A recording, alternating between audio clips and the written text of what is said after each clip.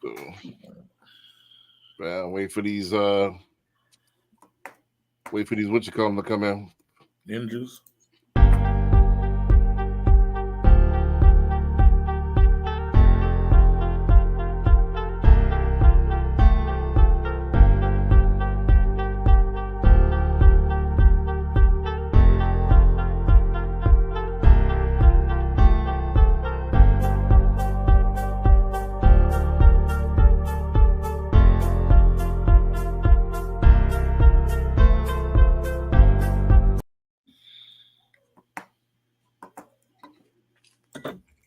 Let's try it. Rating was a 10. We spent. All right. Man, what you watching? Star Trek or something? Got that going pretty loud, man. All right, so all right, peace to the family. Let's go ahead. We're live now.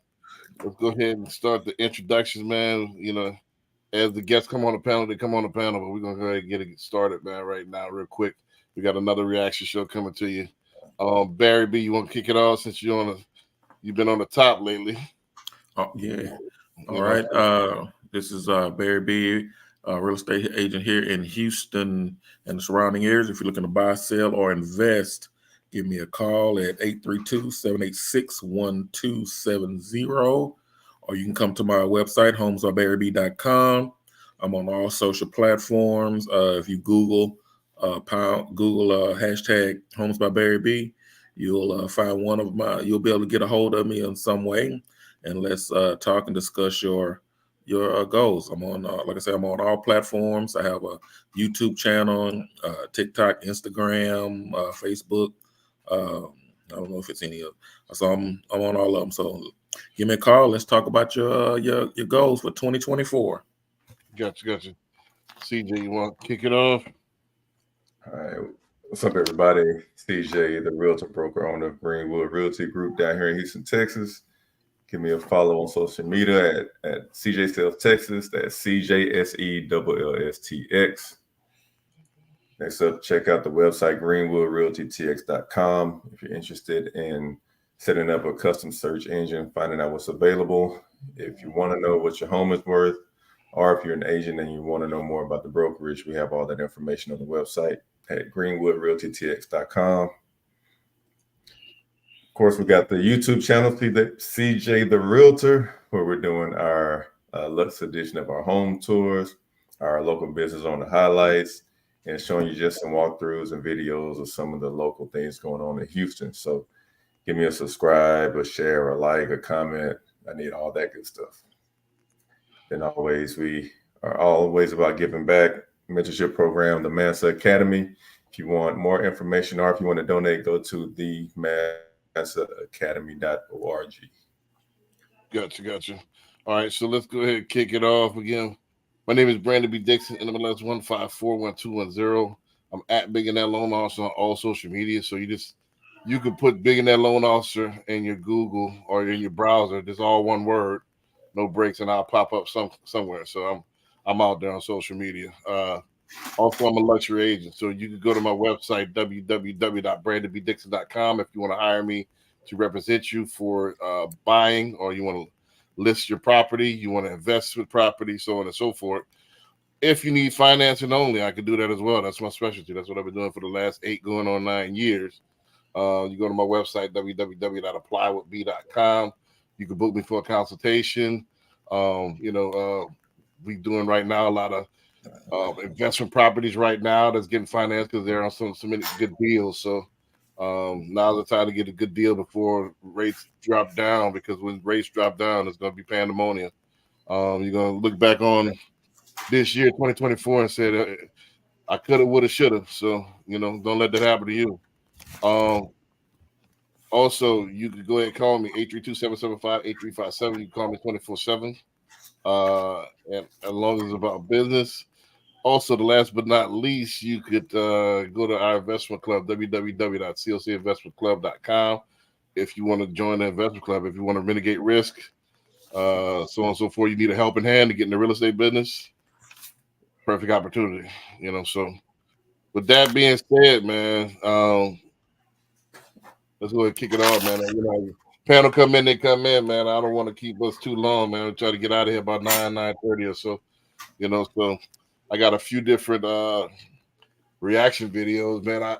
I can't find the first one that I originally had. I had this guy FM Smith that went off on Dave Ramsey, kind of poked holes in his methodology, and then they fired back on the Dave Ramsey show. So I don't know if he took the original one down. All I got is the reaction, but he got a couple of good ones. So I'm gonna play a couple of his videos to start out. So he got a couple of good ones. So let's go in and get that going. So this is gonna be a live reaction show. We got some different things we want to talk about today about real estate, man. So let's go ahead and get it started. I'm gonna get it started with the first vid here. This is by FM Smith. Let's go ahead and get it started. Freddie Smith. That's his name. Freddie Smith, man. Can y'all see the screen? Yeah. Show recently critiqued my video where Gen Z said 74,000 is no longer the middle class. And I agree, and I broke it down in this video, but they disagreed so much so they said it rubbed them the wrong way. Your producers chose this video of mine because it had over 22 million views. Why did it have 22 million views? Because the Gen Zers and millennials are like, yeah, this is our life right now, and we're looking for answers. This is one thing that you didn't critique in the video. If 74,000 is middle class, if a 27-year-old with a bachelor's degree splitting a 2-bedroom apartment is middle class, how come they can't buy a house? Just 3 short years ago, 74K was middle class, upper middle class, really, because you could buy a house for $250 in 90% of the country. Now you need almost $120,000. So what's your advice to someone who is making $74,000 and in 85% of the country can no longer buy a home? So even if they pay off their student loans, which they should, even if they pay off their car, which they should, even if they save up 20%, $80,000 for a down payment, if they don't have $100,000 salary to back it up, they can't qualify for the loan. So the question remains, how is $74,000 middle class when even with the 20% down payment and no debt, you still can't afford the average house in this country? The Ramsey Show recently critiqued my video where Gen Z said Damn, so we're gonna start off with that one, man. I had the original video at one point. I don't know if he took it down off his page or if it was on a different page, but like you said, it had 22 million views, so it went viral. But he was dropping a lot of truth bombs on there. So, but he kind of pretty much summed it up what he was talking about. Like he didn't go into specifics on this video, but he was really going into specifics on that particular on the video. original. Oh, okay. Yeah. So, but you kind of got a synopsis of what he's talking about. So y'all want to go in on that? I'm not a big Dave Ramsey fan either. Right. Some of his ideas, I don't know. I'm not sure what I don't know. I'm not a big fan of his. Right. But especially what he talks about mortgages, right. And savings, telling people they need to, if they can't afford to get a 15-year mortgage, then they don't need to get they don't need to get a home. Man, come on. Right. And then Dave Ramsey owns a mortgage company. Does he? Yeah, he owns a mortgage company. So I mean, what?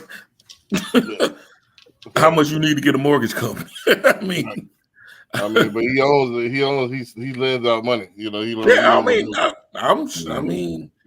But I mean that way of thinking to me is he seems like he kind of one of the ones that want to keep people down. Yeah, I mean, he just got a different philosophy. I see what he's saying, but I don't agree with him either. But CJ, you want to go in on that? I'll say my comments to the end.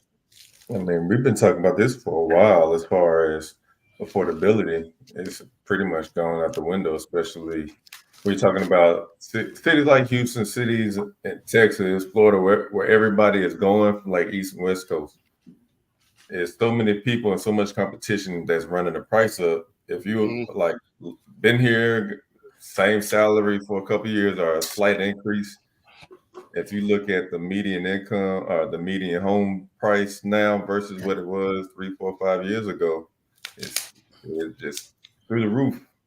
So for the ones that were still like even back then needing like a little assistance to get in those homes, you can just forget about it now. Right. That's like one thing that we're battling to this day is still housing affordability. Didn't you play a video a couple weeks ago where a guy was showing a chart of what you need to qualify in the average, and it was like this is the first time in history. Yeah, that was him. That was him. Fred. Yeah. Oh, that's the same guy. Same dude. Yeah. Oh, okay. Yeah. I mean, yeah. Yeah. That needing $100,000. Yeah, because I mean, when I bought my first house, I think I was making maybe 45, 50. Right. Yeah. 20 years ago. Bought I mean, my first house, 3-bedroom, 2-car garage. Just 3 years ago. Neighborhood. Yeah. He just said in the video, just 3 years ago, I could get a teacher qualified, on her salary alone, or his salary alone. I did several teachers by themselves, 50, 55,000, 60,000 if they're a coach or something like that. I just had somebody in Atlanta trying to get a 395,000. It ain't gonna happen. You're gonna need your fiance on there. It's just not gonna happen. Even if you had zero debt, the mathematics are not there. Like, you still have to have the income. Yeah, I mean, it's just, and the problem is a few years ago, 390,000. You tapping into that was a nice luxury home. On the bottom end of luxury, you could get a house in Pearland for $400,000 about 4 or 5 years. That was a decent house. That was a decent house in Pearland. Mm-hmm. Now that's a starter house, damn near. A little bit better than the starter house. That's upper lower class now. What I was, if you would say, but in Houston, you're looking at 250. This is to get in the ball game. Yeah, that might be almost a fixer upper. Right. We done gave several. Well, it's the neighborhood. I did one in I don't know if y'all know Clinton Park. Right. And it was a home. It was about 250. But the person, when he's from there, so he knows everybody there. So I wouldn't, if you're not from there, I don't know about you going over there to live. But that's the thing. It's like we've given several different. I could run if this is your first time watching. I'll run through the list of different suggestions that you first of all give them somebody that know what they're doing. Give them a team that can get creative and get you inside a home. We given examples to where move out further. Get a fixer up. Getting in one of those neighborhoods where it's not as bad as you think. It might not be the ideal neighborhood, but really do your research and it's not as bad as you think. And fixing that thing up. Where it's affordable. Mm-hmm. Also, maybe even doing like a one-time close. Getting some land if you got a nice down payment and building yourself. That's an opportunity as well if you got good credit and some nice money down. If you want to make the house cheaper to get into. Also, we suggested maybe moving to a city that's not as much competition. A lot of people can work remote now. You might want to move to a smaller city. You might not have the clubs and everything that you want and all the amenities, but you move to a smaller city, there's less competition. Hence, the houses are cheaper. So that might be one of the things you might want to consider as well. You might have to move to the outskirts, even move, Midland somewhere, moving to the country somewhere. Midland, yeah, you might have to move.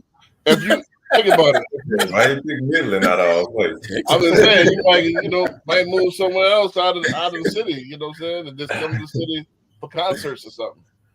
You might have to move up. That's the thing about Houston. It's getting further and further out. I mean, we selling houses in Sealy and Brookshire and all that. Sealy, Brookshire, you might want to get out. Brookshire, Willis, Porter. I'm like, man. Yeah. So I mean, that's Sharon and Manville and all that. Then we've always suggested as well getting more than multiple sources of income. I've also suggested tenants in common, getting with relatives and stuff like that for your first house. Getting roommates. Getting people that's on the same accord where you go in 3-4, like some of the people that's not some of the nationality that's first generation Americans. They come in and brother-in-law, sister-in-law, and they all live in the same house. So that's another thing. We went over this with several podcasts before. We've given a laundry list. There's ways around you know, what's the current, I don't want to say crisis, but the current climate. Current climate is low wages, high home prices. What you gonna do about it? You know, this can't be a vote every 4 years. You gotta vote locally too. So, but it is what it is right now. So yelling at it ain't gonna change it. Mm-hmm. You know, so I'm gonna give another clip from him for this next one. I know Corey, you missed it, so I ain't gonna ask you to react because you ain't see it, but he got a couple of good ones. Okay. Hold on, let's get this next one. He got another one that's pretty good. So while I'm on this page, I might as well go ahead. To spend 49% of their gross income to get the average apartment. Today, the average apartment is $1,747, and the starting pay for a college graduate is $24. So a college graduate in 2024 is spending about the same amount of their gross income on rent as a minimum wage worker was in 1980. But one of the biggest pushbacks I got is that the older generation was saying, well, they pinched pennies. You're all fancy with your pools and gyms at your apartments. So I wanted to take it a step further. So I scoured Orlando, and I found one of the cheapest one-bedroom apartments for $1,100. Side note and a little fun fact, they do want $1,650 as a security deposit. So someone would have to come up with $2,750 just to get their foot in the door. If we come back to the original graph and we plug in the bottom of the barrel one bedroom for a minimum wage worker today, they still cannot afford the one bedroom apartment. But double the minimum wage is going to end up spending 47%. So double the minimum wage, bottom of the barrel one bedroom is equivalent to the average apartment at minimum wage in 1980. And if we go one step further, $1,100 for the college graduate, it's going to be 28%. But the college graduate's also going to have about $500 of student loans, which is 13% more. So 41% for the college graduate today, they're spending on housing, bottom of the barrel, and student loans. So this isn't to point fingers. This isn't about sacrifice. This isn't about the other generations. This is about where we currently are and what people are going, our young adults are going through. So we need to be aware of what's happening, and we need to make a change so that the next 10 years doesn't continue on this trajectory. I recently made a video. Right. So that one is more towards renting, and just it's reinforcing what we talked about the previous clip, but I want to talk more. It's more reacting to the rent prices. So a lot of people think renting going to save them. It's not. Everything going sky high. Mm-hmm. Yep. You know, so he just broke down that now. So I'll let y'all go ahead and react, and I'll give my 2 cents afterwards. The rents here in Houston have been going up. He said the average rent was what, $1,700? I think it's higher here, isn't it? Well, he looked for the bottom of the barrel because they said some of the older people complained. So he looked for the bottom of the barrel. They're in here, Orlando, and he found a one bedroom. The minimum was like $1,100. Yeah, you might find some in the hood, one of them all bills paid joints. Mm-hmm. Yeah, you can find something. Like I said, it depends on where you're gonna go. Right. You have where do you want to stay? On the doors and the windows. Right, but I'm talking about where you safe. Yeah. Yeah, so that's the thing, is like I've never understood why people think, well, I'm going to rent. Why that's supposed to save them. That's not saving you. You're actually spending more of your income, and that's income that's gone. That's not counting towards your saving. That's something that you're not dumping towards your last name. So as he showed you, like 50% of your income's gone. 40-50% of your income's gone. Yeah, it's gone out of there. Then you got the other 30% going on beside. Yeah, but devil's advocate of that, he also shows you what it is to buy a home. So right. You making that $50,000-$60,000 a year. The point of what I'm saying is, which one would you rather? At least when you buying a home, that money is not going out the window. That money is going towards it's actually increasing. But you got to get it though. But you got to get the home though. Right.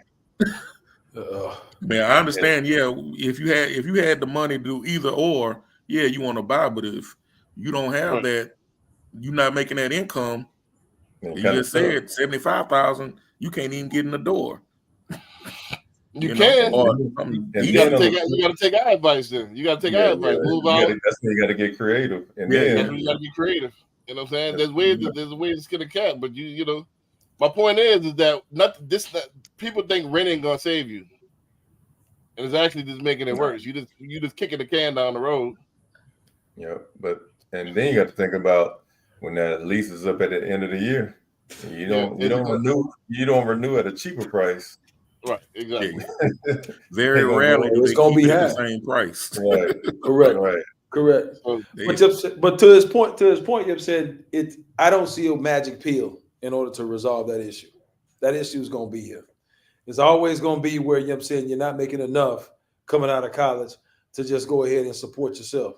Whether you buy or whether you rent, you're gonna have to be creative here on Ford. Because prices is not going to come down, but income is still going to continue to go at its trajectory that it's been going at. So you know what I'm saying, interest rates are going down this year.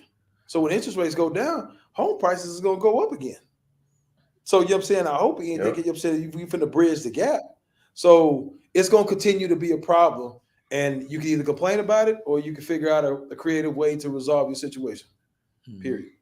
And that reminds me of an old video where Andrew Tate was talking about, like, they all just have their own house. Him and his brothers staying in one big house and share cars and everything. That way you can split the cost. Exactly. I mean, that's what I've always told you. That's what I've done when I first got to Houston. I had roommates until I was, I want to say 30 years old. You know what I'm saying? I had roommates until I was like, it was my first, I either had a live-in girlfriend or a roommate till I was like 30 years old. You know, you got to do what you got to do, man.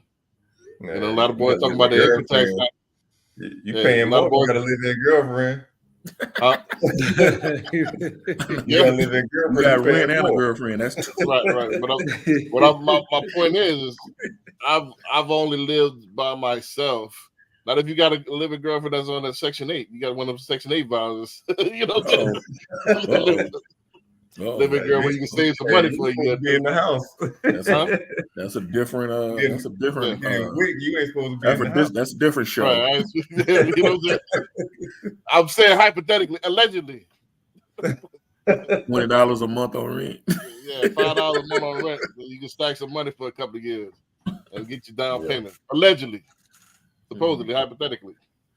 You know what I'm saying? But I'll go ahead and let you react while I pull up the. I think that living together, like family members, that's a good way to do that. But I think there's a stigma in especially our community is living with somebody. Most time they want to find their own place, you know. And they're not thinking about that down the road, 5 years down the road. It's a who you live with. You live with such and such, Right. I mean, but hey, it's just we supposed to be survivalists. That's the way to survive. Where it's. But the thing is, we can't get along. In our community, that's the issue. You know what I mean? So we used to be able to. Yeah, I mean, just depends on what point in time you're talking about. So I mean, but there's other other cultures that it's 3-4 families staying in the home, and then when they do save their money up, boom, they can get their own spot. They don't have to worry about the price and all that because they have that money saved up. Right. Yep. Right. I mean, I've seen I've said this on several shows before.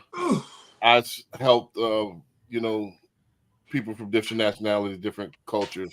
I've seen fresh off the plane, just got the Social Security number, and it's a family affair. They're investing in real estate from the jump. They got to get a strategy from the jump, from touching down.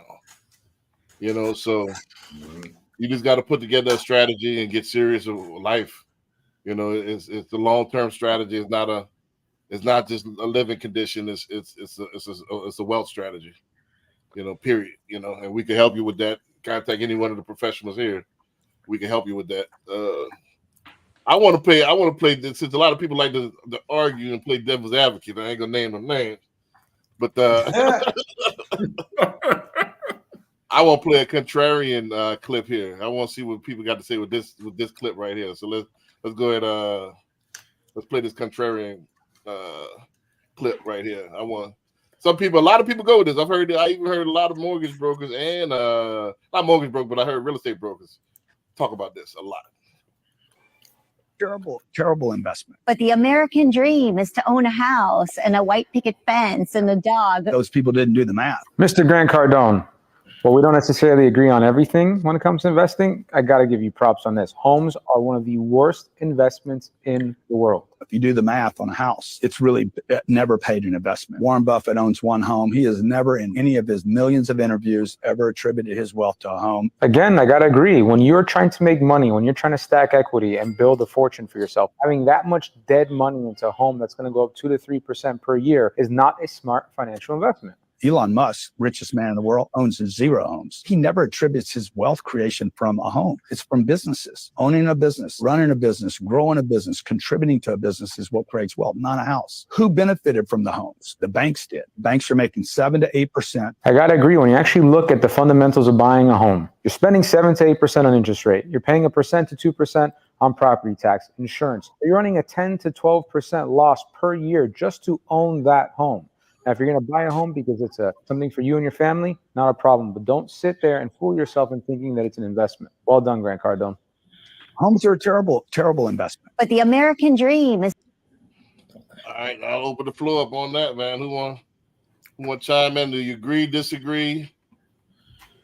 Go ahead. I just open You it know up. what? And you know, yeah, I don't. Him and Dave Ramsey, I don't. Bear. Get out of here. I don't need to get at him, but I mean, we've talked before about how most of the people with wealth in the United States own real estate. He named one person that didn't. He named 2. I give him that. He named 2. One person. And I guarantee, what is Elon Musk? I guarantee Elon Musk owns some real estate somewhere. Right. Yeah, but I think where he's coming from. I mean, I don't. But I've heard that from him before. That he don't believe in buying a house. I think he said he doesn't even own a house. Whatever. I don't know how he lives, but He rent everything. yeah, he don't believe in saving either. So I mean, he got some different ideas. I don't know. I'll leave that to y'all. I don't know. Maybe y'all know something a little bit more I about can see it. where he's coming from an investment standpoint. Like, everybody needs somewhere to live, so you got to have somewhere to stay. So as far as a primary residence, I wouldn't look at that as really like an investment. But if you're looking to invest, you definitely want, like they say, you want doors. You don't want to rely on just one person paying your mortgage or paying that mortgage bill for you on your investment property. You want as many people as you can get on one piece of land to pay for that. So I kind of get where he's coming from that standpoint, but it's kind of counterintuitive if he's trying to shame people for buying a house to have somewhere to live, because just like we talked about how challenging it is to rent, if you could buy it, it makes more sense because you have more of a concrete number that you pay every month until the next year when you got to check the property taxes and see if the insurance is going to be the same and that type of stuff. But like we said, at the end of that year on that lease, the price going up on that lease, no question. Right. So, yeah, it just all depends on how you look at it. Well, So when it comes to Grant Cardone, you know what I'm saying? I think depending on your tax bracket depends on how you look at money and how you look at structures and investments. Grant Cardone could sit there and say that I don't need a primary residence, a waste of money. I think for a majority of America, it is definitely an investment. We sit here and look at people's finances all the time, and people aren't able to save 6 months reserves just for their regular life, just for regular bills. So here it is, you take money and you put that inside the place you're living. It's a forced savings so that in 10 years you have something to show for it. So you know what I'm saying? For Grant Cardone got a ton of different businesses. He don't need to own his own spot that he lives in now because he got different investments, different businesses that's going to pay him. But I think to the average American, you definitely want to look at your home as a wealth building tool and definitely an investment because that's going to help you be wealthier down the line, and especially if your money habits are bad. Right. I definitely agree. I think you got to put it in perspective. I think he did that as kind of the troll and to kind of get people started to talk. And and he didn't put it in context on purpose. If you put it in context, say it again. and to sell his program. Right, to sell his program. So I think it was a marketing tool, which is marketing genius, but you got to put it in context. And I think once you go through the actual program, it makes sense. If you're in business and you're top 1%, and it doesn't make sense to own a primary residence, because think about it. If I'm got a mansion and I got all these property taxes, which is $30,000-$40,000 a year, distant taxes, the gardening and the landscaping is $5,000-$6,000 a month. Does it make sense to go ahead and own this when I can use this as a work? I could lease this under my business as a tool for my business, and then write the whole thing off. Yeah. So if you're in a different tax bracket, but if you're an average American that like Corey said, that can't save, and it's a forced savings, a way to let the money and the asset appreciate and work for you. So yes and no. I see where he's saying as far as if you're a top 1%er, that makes sense. But if you're an average American, 99%. if you're the rest of everybody else, you want to get real estate, and it makes a lot of sense to invest in real estate, because it's a safe investment. Like Patrick always says, 45% yield every year, so it's safe. A lot of people, and I do always push businesses. I do always, invest in your business, make your business. Instead of just sitting there, money sitting there in the bank, I say invest in the business, fuel your business. Take that cash and fuel your business. I would say that instead of having money sitting in the bank. Yeah, but and that's the other thing. The last thing I would add is, he sliced the hell out of that video. I'm pretty sure, there were some points there that Grant probably made that kind of fully thought out that whole concept that he had and let people understand. But he spliced the hell out of that to make a point. Right. He sliced the hell out of that and get them so we can make it. Hey, Grant been saying that for years though, so I Grant been saying that. I've even had brokers say, "What do you think about Grant Cardone with don't invest in real estate?" And I get clients jumping on board of that. Like, man, that's a small percentage. Most people, just the tax benefits alone, you could win off of investing in real estate. So depreciating them houses, depreciation, so you can win just off of that. So if you're not rolling like that, I mean, said like that's what they say. 70-80% of all millionaires, not all millionaires, make money off of real estate. You know what I mean? But 70-80%. The majority. You make that statement and then you name one person. Right. But I know this one person that doesn't do it. Oh, okay. Yeah, that's the thing. He was trying to. That's the new age. You try to stand out to be weird to win. You know what I mean? And that's what he did. That's all he did. Hyman, you want to chime in on that? You should go ask what's his name with Amazon. Ask him how much real estate he owns. Right. Bezos? He's a bad Bezos, but I don't know. Them dudes rent a lot of that space. They get somebody else to, I don't know if you know, like big corporations like Home Depot, they rent that space a lot of times. They don't buy that land. They rent the land. Just cut the check. They lease the. So that's that method that Grant Cardone was talking about. This makes sense to just go ahead and lease it as opposed to paying the property tax. Well, the thing about that is that on the commercial side, they actually, like how you talked about, buy the land to lease it back to the corporation for the tax write-off. Some of them do that as well. A lot of them do that. Right. Just a solid plan. Right. So you want to react to that video, Hyman, before we go to the next one? What you thinking, Grant? Man, I think this is right up your alley, man. Like I said, I coming right at you. You're a 10Xer. Because he said investing? He was talking about it. He said housing is a bad investment. The guy with the ponytail was speaking of investing as your primary home as your investment. That's what they were talking about. As far as purchasing it as real estate as an investment, it's a solid opportunity. Grant Cardone brags about that he owns millions of dollars, so you can't really say that you don't own a real estate wealth building, not a wealth building tool. But as a primary residence, that's the angle that they were taking. And even then, so like everybody already said, your primary residence is your first investing tool to allow you to propel you to the next one. You do it right?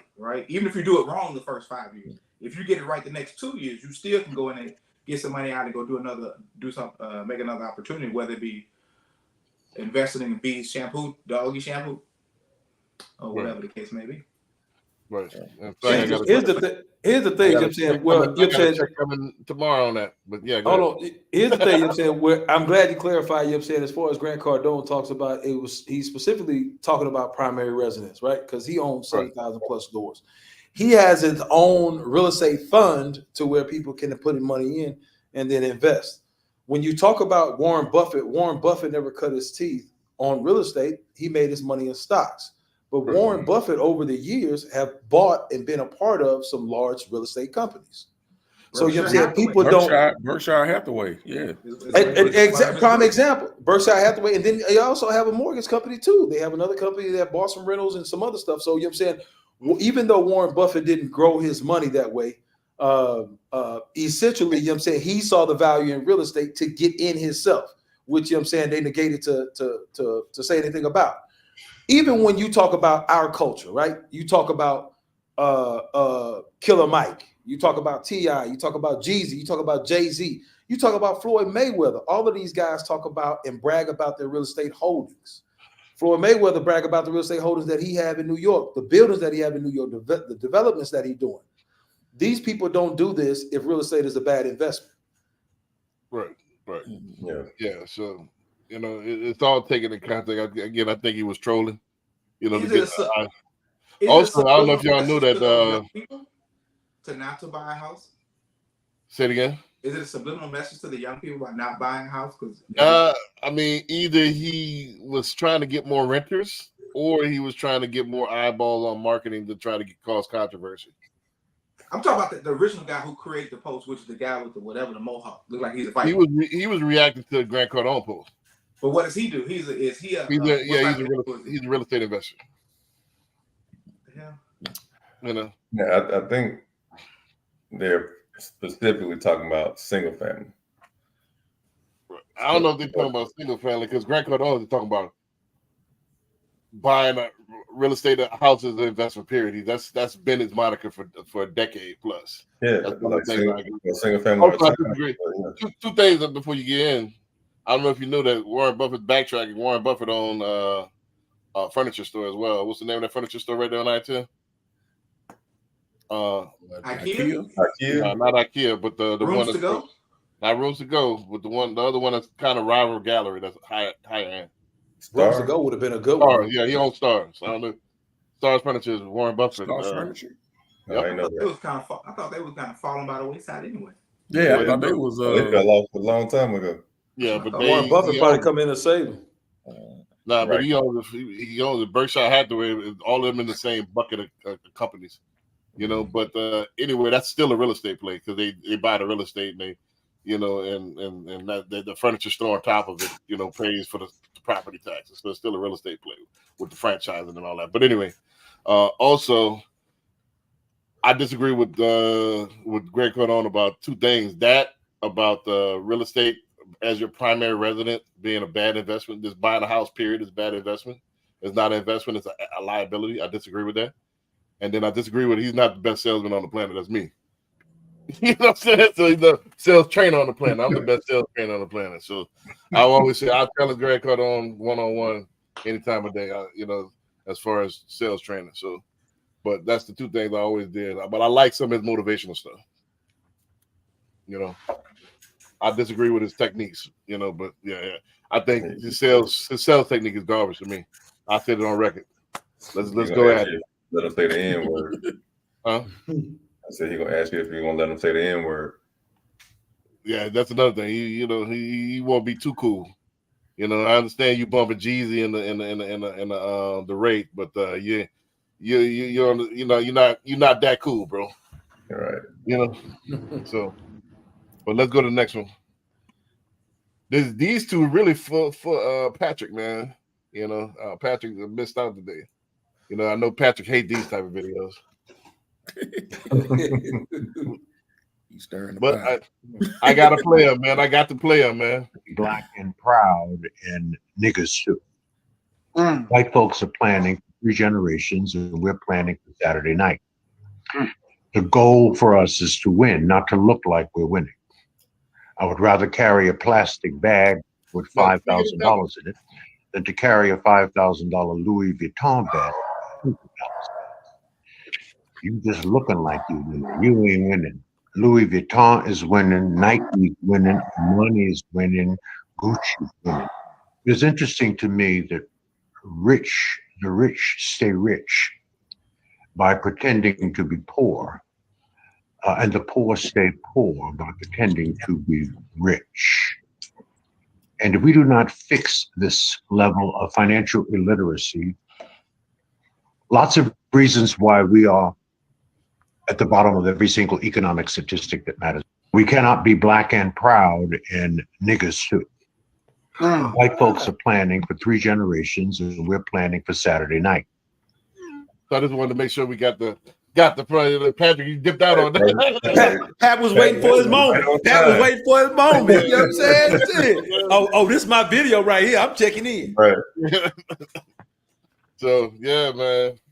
I gotta put one. I always gotta put one in there, man. Got to put one in there, man. We're gonna keep hammering. I'm looking at some of the podcasts. You know, they got a theme, man. It's the theme. We teach financial literacy too through real estate. You know what I mean? So this is a little bit different twist. He kind of nailed it home, man. Which one you gonna be? You can't be both. So Yep. which one y'all want to go ahead and chime in on that? Shoot, there ain't nothing else left to say about that. He dropped the mic on that one. Right. At first, we got to change the mindset. Right. Thinking that, getting that shows that we're successful. Right. Anybody else want to chime in? Yeah, he laid it out perfectly. You can't be both. The looking like you got money. I've seen, many things where they show like how what's his name? What's the Microsoft dude? Gates. If you saw him on the street, you think he was like he's just like a bum. Right. But you'll go and get your little money and go and run to Louis or Gucci to buy $800 belt or $1,000 belt to impress people. Yeah, you gotta tuck your shirt in the front so people. Yeah, you gotta tuck your shirt in so everybody can see it, because you can't spend that kind of money and nobody see it. Right. That's true. To impress people that, I like that. That's all right. Impress the say all Joneses, and the Joneses got their own thing going on. Hey, I say all the time, a lot of times we choose luxury over practicality. Right, you know what I'm saying? And that's anything that we do as a culture, which I don't necessarily understand. Look, you work hard, you make the money, go do it. Go get your Louis V, Gucci, whatever the case may be. But if you're not at that financial status yet, then you know what I'm saying it's unnecessary for you to do this just so some other body could comment you on your belt. Or, you know what I'm saying, try to see you as a certain status. You know what I'm saying? That puts no money in your pocket at all. A lot of times, you know what I'm saying, we take a look at people financials all the time.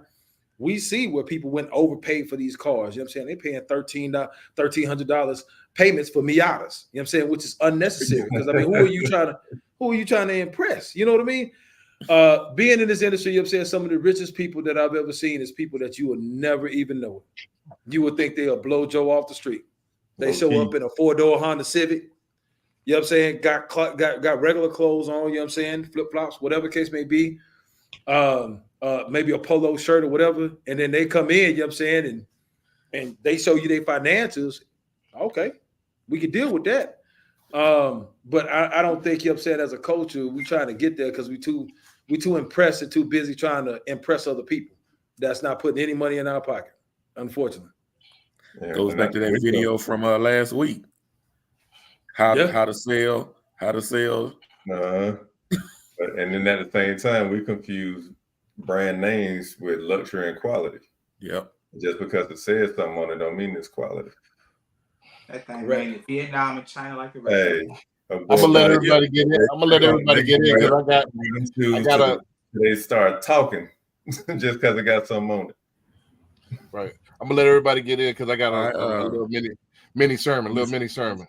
Back in the day, I used to work at a little clothing store, and they had two sets of jeans. One jeans had a name brand, the other jeans didn't. They were made by the same company, Right. and they would charge hella on the ones with the name brand, and not that much on the other, and they were the same ones.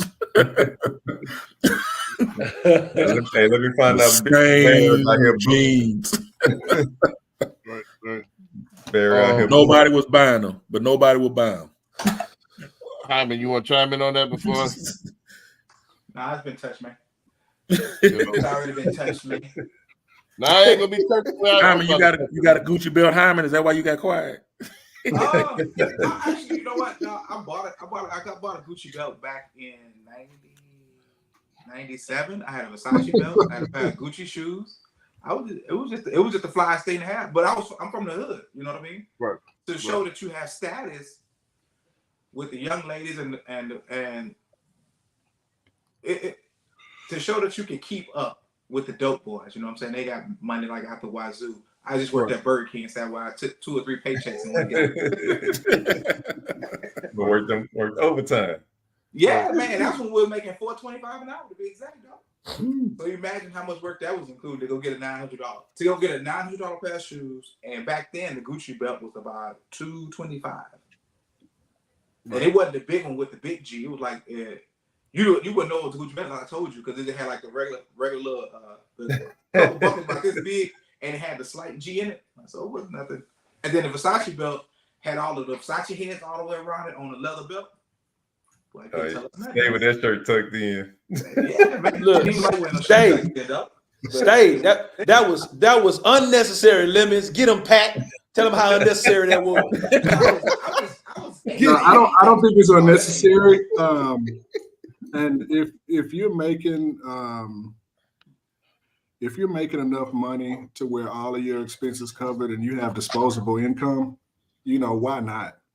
I have to tell some of my older retired clients sometimes, hey, you worked all your life, 20, 30 years and saved this big bucket of money. Why don't you go out and enjoy yourself a little bit, spend a little money? I have that conversation at the beginning of the year, end of the year when we're doing income planning. So if you're set up correctly and you got free cash flow, and you can afford to do those things, why not? But if you don't, then you definitely shouldn't, right? That's kind of my point of view on it. If I can get 2-3 minutes, man, I got an angle. Man, you got 2 minutes, dog. I think I can make Start the clock. I think I can make the point in 2 minutes. I thought I was clean, man. I had the Dada shoes on, my piece of chain, my fresh polo, man. That was my little hoodoo I had. That was my price. And I'm about to piggyback. Man, I can't see that. Right. I can't see that, man. I'm about to piggyback. I'm about to piggyback what Hyman's saying. I'm gonna play devil advocate, and I'm saying that I'm playing this to make a point. It feels good. It feels good. I seen Whoopi Goldberg, one of her first specials. She said, "Man, you can't stop kids from having sex because it feels good." That it does. It still feels good, though. So, so you're talking about buying these material. You talk about buying these material items. Socially, we made it to where it feels good. So how you gonna tell these kids to stop buying this stuff when it's a dopamine rush? It's an adrenaline rush. I don't have the disposable income to hop out of plane, but I could buy them Jordans. I could damn near kill myself financially. That's our rush. That's our daredevil. I'm gonna go ahead and bankrupt my paycheck. I'm gonna go ahead and spend all my paycheck. I'm gonna do something stupid. And that's what we do as kids. It feels good to mess up. It's a self-destructive thing that we have going. And until that stops, think about it. It's the instant gratification.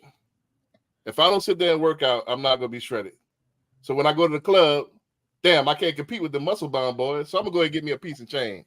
They have the girls look at me since they can't look at my body. Hey, that's what Pimp C was saying. You see what I'm saying? So All right, I can't. I like you said, he tried to keep up with the D boys. I ain't got the money like the D boys, but I can. All right, let me buy this article to make it look like I'm one of the D boys.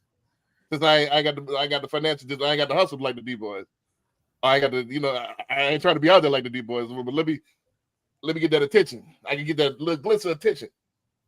It's too much social pressure. Until we got to rechange the focal point of what society is wanting, the peer pressure. It's not gonna go nowhere because it feels good.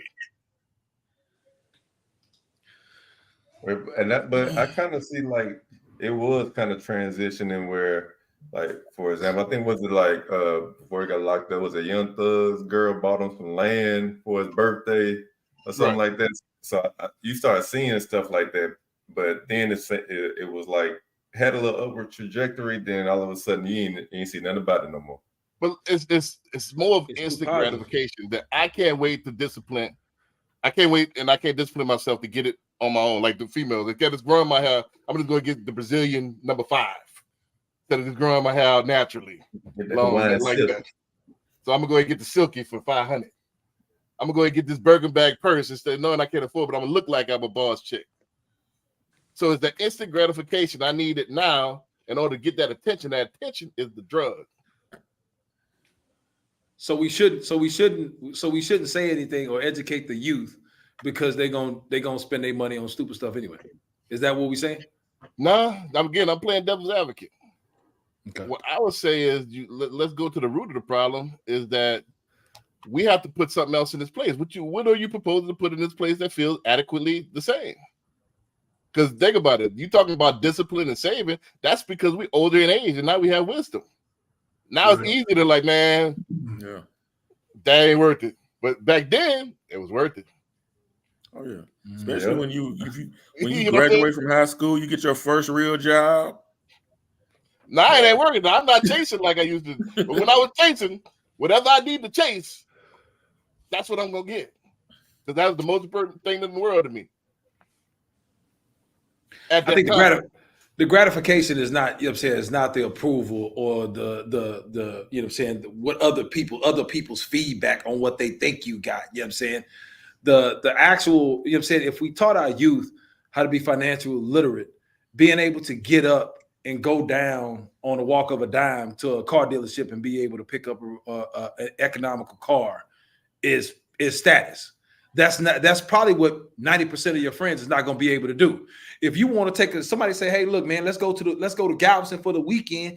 Let's go ahead and rent a hotel. 90% of your friends are not going to be able to do that, but you're going to be ready. You know what I'm saying? So I think the status is when people see you responsible with your money and you're able to do things that they don't do. Is that what you want it to be, or that's what it is? That's what it is for some people, for some young kids, and some kids it's not. But it's all about the education that you provide to them. They have to see it. It's all about the education. They're gonna have to see it because they see the D boys out there. What it is right now is that I'm a hot boy because I got the Corvette. You don't know that I had my mama cosign. I did all of this stuff to get it, and I got a note that I can't afford, and it's gonna get repoed the next. And I'm behind 3 months on that thing. But I got it. But who do they have as mentors that's telling them not to? That's the thing. You got D boys. You got D boys as your mentor. Of course, you're gonna go down there and spend that money. Right. If you got your dad, be like, man, don't be a fool. Take your ass down there and spend that money on that car that you ain't got, and your mama ain't co-signing for you. So you need to get your credit together. Guess what they gonna do? They gonna figure it out. They gonna get their stuff together. Now you understand what I'm talking about masculine energy. All of a sudden, a few weeks ago, my first car, my mama wouldn't co-sign. I'm thinking of my imagination. It must be moving the goalposts. You're still moving the goalposts. That has nothing to do with this conversation. That has absolutely nothing to do with this conversation. Now, Daddy knows How something. did I know now. B was going to spend this to be about him and his point? Wow, I don't think but I mean, we have to be examples for our kids, though. Well, like you say, if all they see are the D boys, then yeah, that's what they gonna. So we got to come back in our community and let them see that. There you go. You can do well. Now you don't have to spend your money on all this other stuff. That's not what you need to be striving for. Yeah, they got to see an example of it. It goes back to the point where we talk about generational curse. what your environment is, what you see the people above you do is what likely you're gonna follow in the footsteps, right? Right. So you know what I'm saying? If they see you being financially responsible and they see you on their heads and teaching them at a young age how to be financially responsible, that's exactly what they're gonna do. Right. Yeah, and I Not clout chase. But even as adults, we still had this problem. So instead of that dopamine hit, We do, and that's the problem. We getting the dopamine hit by seeing those boxes with the smiley faces stacked 5 feet high in front of your door every day. Right. Facts. So, I was just saying that just by preaching at them, you're not gonna solve the problem because it feels good. You're not gonna overcome that dopamine rush. You have to give them, in order to treat a drug addict, you have to give them a different drug. Unless you do like the Nate, strap them down in the bed. That's it. You have to give them an alternative. You have to give them an alternative. Now, damn, B. To get them off drugs, you got to give them another drug? How about we get them off drugs altogether? Is that not how they treat drug addicts? What? No, I think I got one. Is that not how they treat drug addicts? I don't know. So- I do they treat drugs. I never think been on drugs, so I wouldn't be able to. When I look at my bank statement or my investment account balance, that's a rush of dopamine. Right. There you go. But Right. you're And so I think that's Generation the X, trade-off. though. You know, Patrick, you're my age. I don't want to buy a new pair of Jordans. I want this account to stay over $10,000, right? So when I look at my statement, and like you say, hey, well, my birthday weekend coming up, I'm gonna go to the Caribbean for a week, right? But it's done. You know what I mean? School, you my age, school. But a young person would feel the same way. No, they don't. They're thirsty. I have two daughters. They're 10 and 11, and they recently got debit cards towards the end of last year. They don't spend. Couldn't tell them money, nothing. And I just told them how the debit card work. I said, hey, this your PIN code. Watch this YouTube video to see how to use it, how to swipe it. That's it. They don't spend their money. They come and they say, hey, Daddy, how much I got in my account? You know, I'm $80, and they excited. You know, so teach them at a young age. There you go. Well, yeah, well, that too. They do spend. They leave them. They intentionally leave them at home, but that's a different conversation. Right. But they are excited to know what that balance is and that it's growing. And Well, so this I is the think thing. that applies for anybody. No, see, Patrick, I be liking you, bro, but you're somewhat delusional at some point. You know, teenagers are different than toddlers. Right? They're not toddlers. They tweens. 10 or 11 years old ain't toddlers. Well, What kind of toddlers is that? They want the fly. I don't know what age you're Toddlers? All I see was pictures. I was trying to be generous. I don't know. I At the thought they same were time, at the maybe same 8 or time, 9. I don't know. That's not the point of what I'm saying. The point of what I'm saying is just like it feels good to buy that belt or to buy those, you know, those designer shoes and walk around in them. It feels good too when you get that statement in the mail and that account balance is right. That's I'm a not good disagreeing feeling. with that. I'm not disagreeing. No, with you're that. right. I still Good want to feeling. enjoy. And I think that applies to anybody. I don't care how old you are. Well, my premise is that that feeling marketed in society as being greater than what we have right now. I don't know. I don't think you could put a price on security. Right, but we wise when don't forget they don't have the developed frontal lobe at that as a teenager. True. That's true. You have experience. So yeah, Patrick, at your age now, and you explained it to your 13, 14-year-old self, would you That's listen? too young. At least say his 21-year-old self. 21. Would you listen? I'm saying you can still get the nice shoes and the nice belt as long as your financial foundation is set up. If it's not, then you don't need to do it.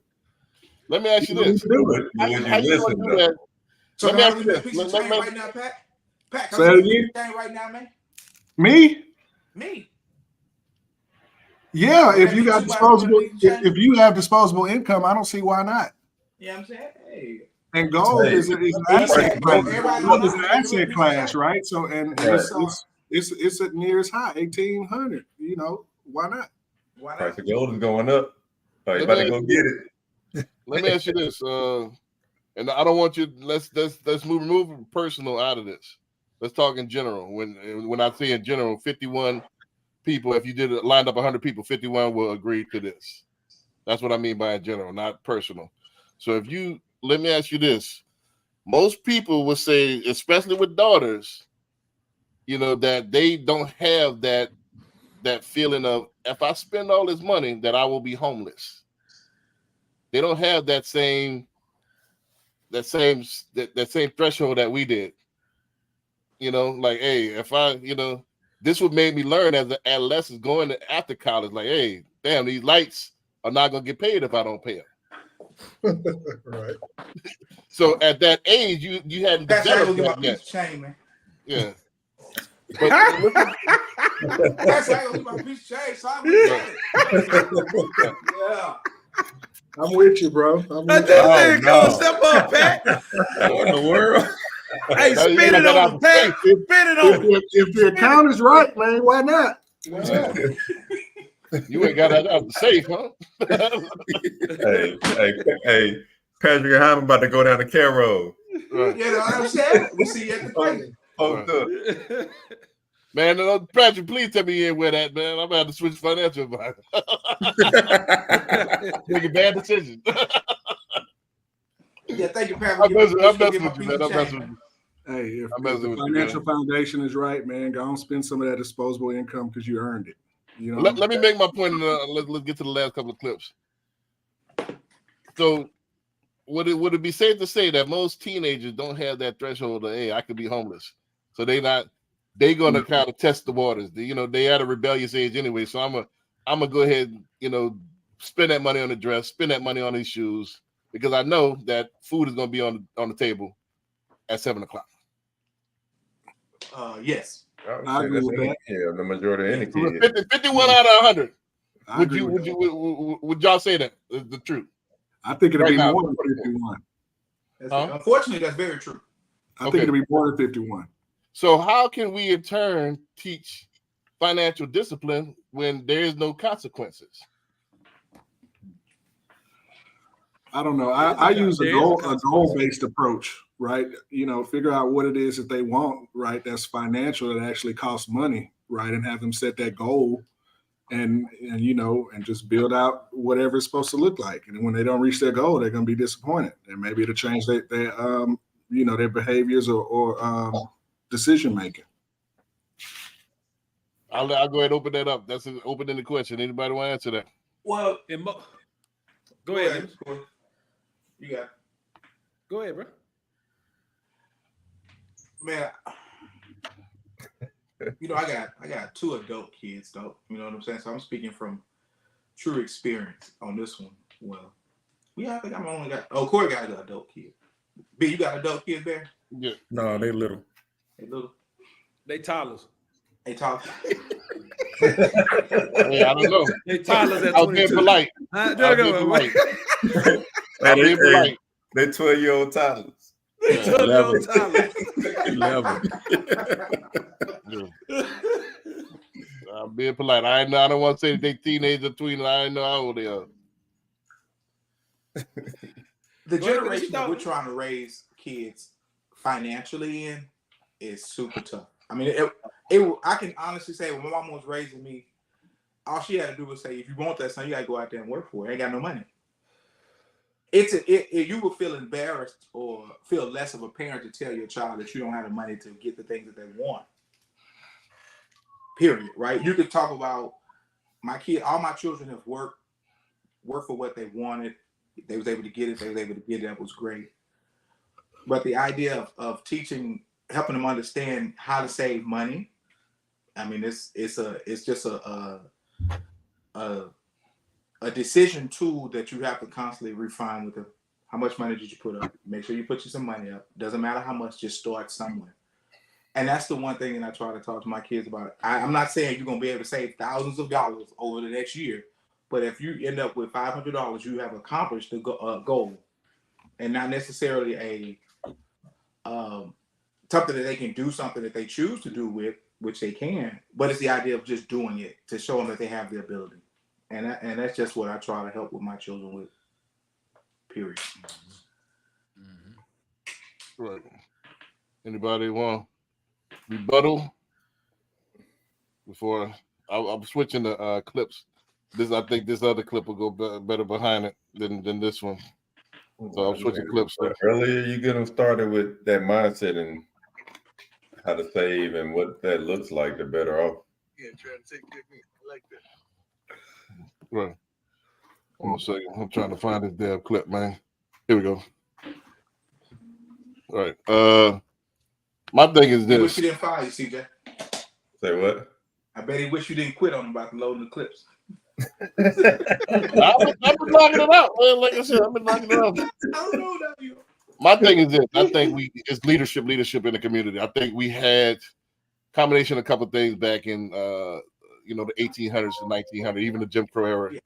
Yeah. He's changed a long time, man. With the polo. Man, you was a lot smaller, man. Damn, you look like a different person, man. Yeah, man. I was 17 on this one. Yeah. But let me read this. Fabian said, has anyone heard of the saying, don't spend all your money in one place? Yeah, of course, man. Don't get your bread, your meat in one spot. I heard all that stuff, man. But don't forget, we're older statesmen now, we're wise. I'm talking about at a young age, you're following peer pressure. We used to think it's ways to spend money. I mean, this peer pressure is outrageous. You want to keep up with the Joneses. We everything is thrown at you is advertising for you to spend money. All your favorite heroes, which are the rappers and the entertainers, when I grew up, is all about spending money, how much money they make, and what they spent it on.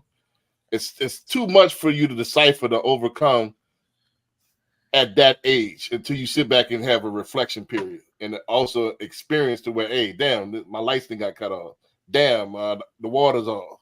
Until you get that fire on you, it starts to become real. At that time, you still in la la land as a kid, because you know that when that toilet paper, when you get down to that last little spot, magically another full roll appears. It just appears. It disappears.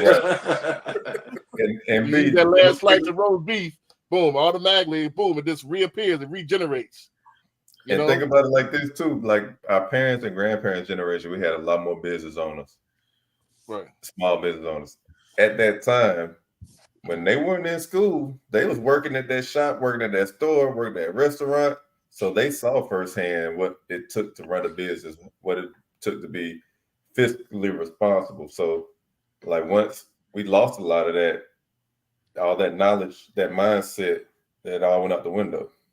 Right. And like you said earlier, like that's the greatest. It's a double-edged sword, man. It says strong men make weak kids. And like, I spoiled my daughter. I did what it did. I threw money at the situation. That's what I knew. I know to work and I know to make money. You know what I mean? That's what I knew how to do. So whatever she wants, she got it. That's what it is. You hate to tell. How can I tell my only daughter no? It's a gift and a curse.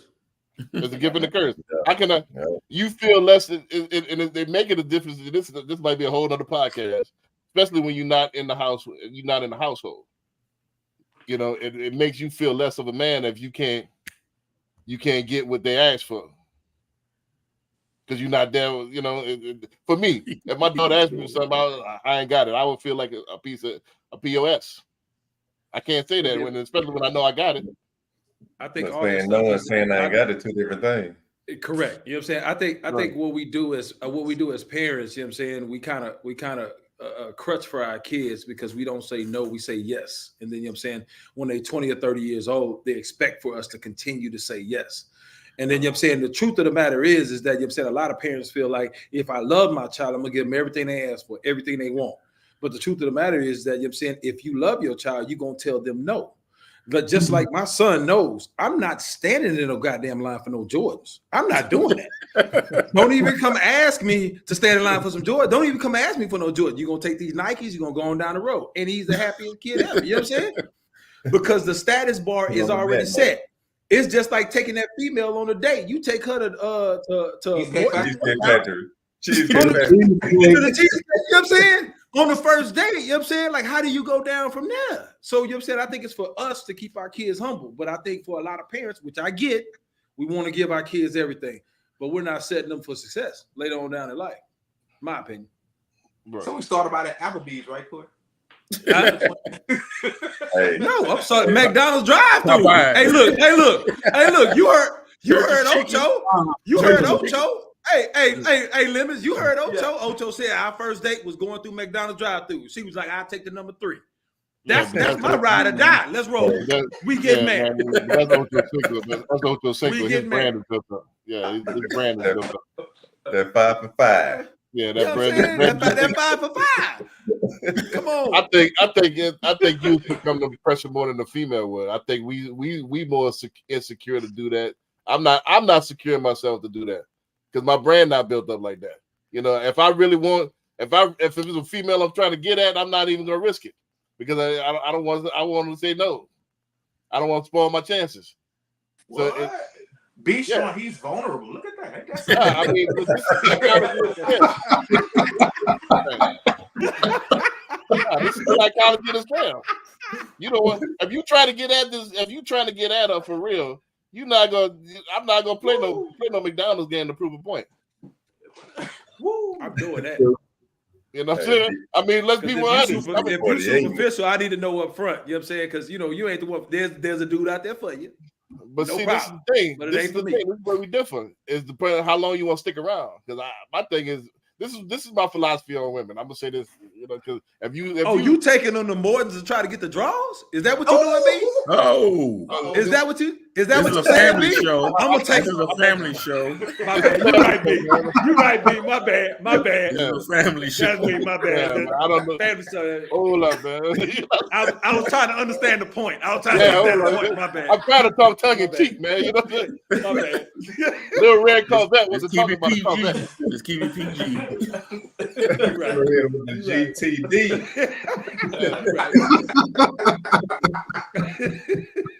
Yeah, you taking it too far, man. Oh man. Yeah.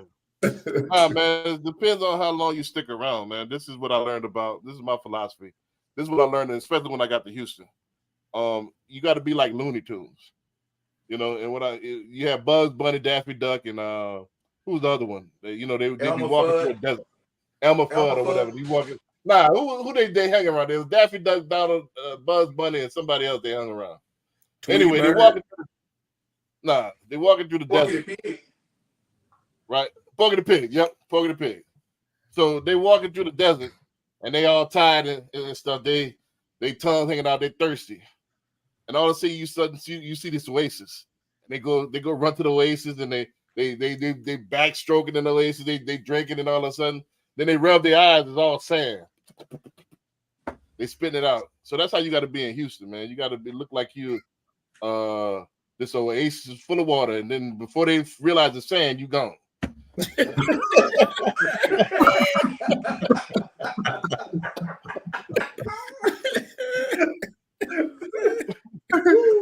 That's too much work for me, man. Hey, be the catfish to financially. That's good with financial catfish, and that's what. Now, my approach is a bit different. I don't want you thinking that I have a lot of money because that's going to change how you interact with me, right? So I keep my income under my hat for that reason. Right. Is that what the dating world is like, P? You gotta keep it close to the vest. That's just how I choose to move. Well, now, yeah, there's a difference between there's a 40-year-old something B and there's a 20-year-old something B. It's changed. Back then it was Fast and Furious. You know, now I got time to play these games. You know, let me see. You know, because I'm not. Before you rapid refine. You know, you rap it. You know what I'm saying? Because that testosterone on 10. You gotta take them to flip a quarter at the water wall. Yeah, now you more selective. You maneuver different. Your brain has evolved. You see what I'm saying? So back then, you know your brain don't really fully evolve until 25. You know, so let's get all the way to 100 with it. Let's look at this last. We got 2 more clips. Let's finish this up. That's funny. You know, but this is good advice though. This is a heartwarming story, man. What's good advice? What's good advice? Taking remorse to get that on yada yada yada. You got to do more than the GTD. love that about y'all. Depends I took on care of everybody for a Y'all long are- time. Y'all are natural givers. I'm looking at the view. Very inspirational.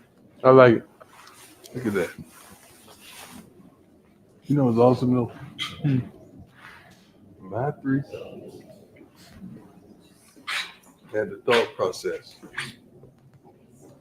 that they wanted me to see this because y'all want to make sure I'm straight. You know I'm good for it, Tom. I mean, we. Yeah. Guys, they. Yes, y'all, you and y'all, Bucky. Y'all want Even to you make behind sure. the camera. Yeah, Bucky ain't going nowhere. Bucky with daddy. Yeah. You sure about that, Tom? Yeah. Come join the team. Bucky gonna stay with daddy. But for y'all three to just, want to put it together so that y'all make sure I'm straight and y'all gone is that's unbelievable, son. It almost provokes a tear. Look at that, man. It's one thing to look at the mountains, but it's one thing to be in the mountains. We're in the mountains. that's right now. different. And you know how much I love water, so just to walk and see this view. Pool. Your life complete now, man. We gotta win. That's when it's complete. And the You lake guys- right there. You guys are chipping in, trying to take care of me. Yeah, I but like that's what I that. wanted to show. Best case scenario, man. I love to, get bought a house one day, but you know what I mean. That's when you really did it right. Now I know y'all gonna say that's prime, but I'll let y'all go ahead and react to that. I didn't really hear what he was saying on there. What was His three His sons bought him that house. Yeah, his 3 sons. Oh, his chipped in. sons bought him that house. Yeah, shit, he already Oh, had really? a bad house out there in Colorado. Shit, he got a badder house. So he in the mountains now. So Yeah. I mean, they've been getting paper, but I just hope they got their own investments going. Yeah. Well, Shador had he got the Rolls Royce. They got towed for parking at the campus. Well, that campus police, they don't play. They tell everybody. They don't play that. Yeah. You don't got your sticker. They We like, gonna I tell don't you care what who to you do. is. You can drive whatever you want. Hey, look, I tell you, I'm saying, like being in college, they top flight out there. You know what I'm saying? They don't Oh, care man. who you is. You know what I'm saying? They try to make it, they gonna try to make a point. So Yeah, they don't, in $1. But yeah, that looked but nice though. here's the thing. I just want to make a point. You know what I'm saying? That's his primary residence and they bought it for him. You know what I'm saying? So I ain't trying to hear, I just want to point that out. I ain't trying to hear what Grant Cardone talking about. You know what I'm saying? I But mean, nah, I think it's good that they did that for him, right? To show that they care, and he helped raise them to who they are today. But I think that parents should definitely be buying kids houses or giving their kids down payments for houses. I see it in my office all the time. As soon as a kid finishes college, right, they get a check for $30,000 from their parents, $75,000, $175,000. And they start off life ahead. I think I see with a lot of people of color, but everybody has to take care of their parents when they get old and age and sick. That's different. That's not what I'm talking about. But I'm saying you need to have a bucket of money for your kids when they're like Dion's kids about to graduate college and start life, so they can start life ahead instead of playing catch up. Yeah. This is totally different though, because they already got paper. Right. Dion been making money since the 80s, so I'm pretty sure those kids were well to do even before they started, doing well with college and NIL and all that good stuff. Yeah, so that's just on top of what they were getting. So they don't have a problem with money even at this early age. Because now we even seeing like high school players buying Lambos, and so it's getting crazy out here on the athletic side. So I say this that goes back to the point we talked about earlier, where the parents are the leaders that teach the youth, right? You know what I'm saying? And I think Dion has been selfless for so long, has always given back, has always taken his money to help others. I think that's ingrained in his kids to where he didn't have to talk to them or ask them to do that. They did it out the kindness of their heart because he's been doing it for years. He led by example. So I think it's a testament of the parent that Dion and his ex-wife. But I think it was a testament, you know what I'm saying, to the principles that he taught them, that they were selfless enough to, I'm not going to go buy this another 2 or 3 cars we gonna pitch in and help dad out and get him this house that we know he gonna love. Right. Yeah, And I think the same thing can happen on a regular level where, you know what I'm saying, you could teach your kids the principles of money, the principles of understanding of being selfless. You know what I'm saying? And it doesn't have to be on such a grand scale, but then they understand what to do with it. It's just ingrained in them because it was ingrained in them from a young age. Right. Right.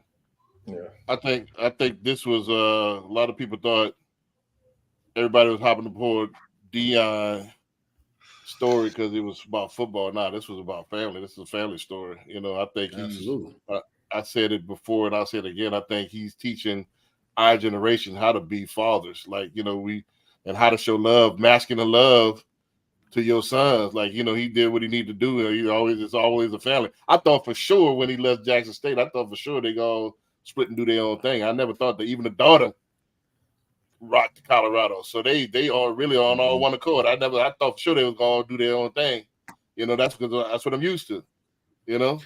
So I knew from the videos, you know what I'm saying? The videos, if you watch the videos, you know what I'm saying, of Deion and everything that they show, he's always been a close-knit family and about his kids. Even if somebody else had an opinion about it, you know what I'm saying, Deion didn't care. You know what I'm saying? Like, look, I'm gonna make sure my kids is straight. So I knew when he made the move to Colorado, which was surprising to me, you know what I'm saying? Maybe not some others, but it was surprising to me. When he made the move, he was going to make sure his kids were straight and set up to go with him. Right. And again, like I said, I thought I knew about Shador, but Shiloh and I was surprised about Shiloh. I thought he probably would have stayed. Yeah, no, I'm not. I had some clients who moved from Houston to Jackson last year or the year before that, and they're back in Houston because they didn't have clean water, bro. Right. So yeah, bro, that town was not doing what it was supposed to do. Right. I'm talking about as far as just I'm surprised we so especially, you know, I'm looking at my family, I'm looking at, you know, my mom's side of the family, we so actually both sides, we so separatists. Everybody trying to outdo each other. We don't work on one accord. Everybody, we competing against one another, you know, on the slick, you know, and I'm glad to see that Deion's showing us like, all right, man, it's who, you know, who we competing against. It's a family. They moving as a unit, you know, and like you said, he's been a good example, man. I like the way he's teaching them. I like the way they stay out of trouble. I like the way they floss a little bit because Deion was flashing. You know, but they still, you know, they still got faith behind them. They, you know, I like all that stuff. You know, it's a family. I'm a fan just because of the family and not the football thing. I'm just a fan about how he handling his business. You know, and he fought to get them kids. You know what I'm saying? So just to have them kids, to have custody of them kids is a miracle. You know. Yeah. I'm a fan of B being a trendsetter because I never heard separatist before. You know what I'm saying? But I'm gonna have to start using that word. Now, since he put that thing out there, I don't even know it was in the dictionary, but we're gonna have to put that there. You know what I'm saying? Talk about putting that thing in the dictionary or something. What separatist is what as far as what? Think you might have misheard me. I'm talking about the word. The word separatist. I never heard of that. He just was saying you have a nice vocabulary. The vocabulary separatist. You know what I'm saying? I've never heard that word before. You know what I'm saying? I'm gonna have to use that. Right. what were they called? What was the people that called in the 60s? No idea. They called them hippies. No. Pimps. Pimps. I don't know. I'm saying the 60s. We talking about the non-integrationalists. The people that was you got the Nation of Islam on one side. You had the Aryan Brotherhood on the other side. What were they called? You going out my wheelhouse? I have no idea. They're called separatists. Oh, they call separate. Well, yeah, that is separatist. Yeah. They want to keep it separated. Yeah, they want to keep it separated. Yeah. Hey, look, I ain't mad at you. I'm gonna have to use it. Right. But no, that's let's go ahead this last one, man. This is the one your favorite clip here. So last video, man. Yeah, last video, man. It's your favorite clip. The behind the scenes, just give y'all behind the scenes. You know, somebody on the panel campaign and not put this one on, but this is actually my favorite one. I thought this is the best. This is the best clip that I've seen. This is the best meme that I've seen in a minute. I like it.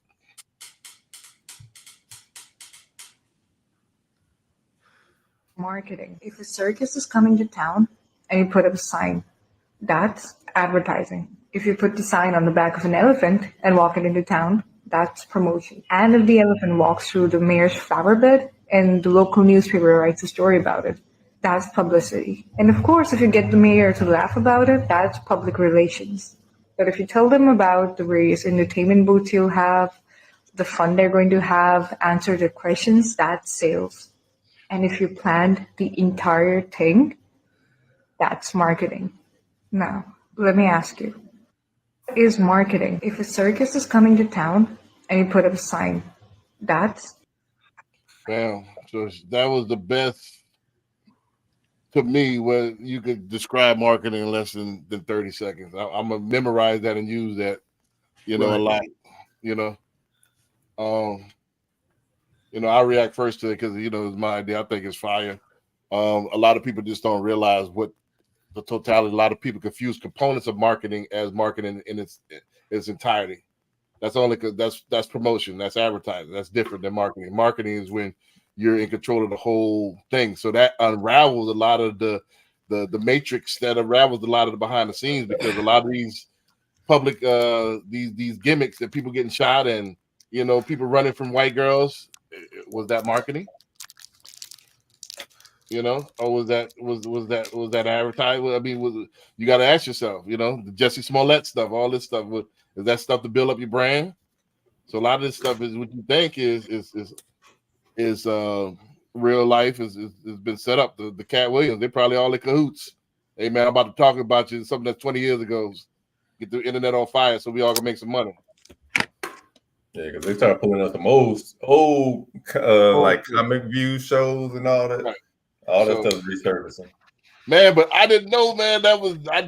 Man, we all bragged on we got with that. We all bragged on Steve Harvey's hairline. We thought he had the illest fade and taper. Hey, that line was crispy. Even back then I thought it was too perfect. Why are you saying that? But now, I said, man, when I got had doing your hair, that's too when perfect. I had hair, I go in the barbershop like, give me that Steve Harvey line, bro. Yeah. Steve Harvey had the epitome of line. We could kind of find out it's all fake. That crushes a lot of black man's teenage teenage years, man. That was a lot of Not really. That just made it popular. They doing that now. That hair transplant. Yeah, we didn't know. I didn't know about the hair transplant until this recently. Not even transplants. They got like rollers that they put on their head. Yeah, they put glue it on their head and yes, you trim that boy down, and then they line it up. Yeah, line it up, and that thing be fresh. Fresh. That thing be fresh. I never would have thought. So that go to show you, I'm man. like, let it go, man. Let it go. Just let it go. They talked much about, how he had the toupee and everything back then, how it was a fake lineup. They talked much about that back then. But it wasn't until he started rebranding himself before, he went bald headed and he just did all that, after divorce and all that other stuff. He had to rebrand himself. That's when the Family Feud and all that other stuff started coming along. But I mean, it's popular now. They make you Instagram videos and stuff about barbers doing it. But back then, do you hear back in the 90s that it was fake? Yeah, I'd heard some people say that rumors. It was rumors, but you didn't know if it was true. You didn't know if it was true or not. But I mean, you heard rumblings back then for sure. Right. I never heard any rumbling because you never think about it. You never seen that before. How would you do it? They call him a hater. Right. And then like they would say, like, come on, bro. The dude gonna wear a toupee like that? Like, come on. And they're gonna look like that. You see white men toupee, but you never seen a unit like that for a brother, so that changes that. What else they hide? Look, I was like his line was too crispy. You know what I'm saying? It got to be some truth to it. It was crispy. I'm thinking that's like an electric car. I'm thinking that's a recent invention. They had that 30 years ago. Damn, I feel bamboozled. They had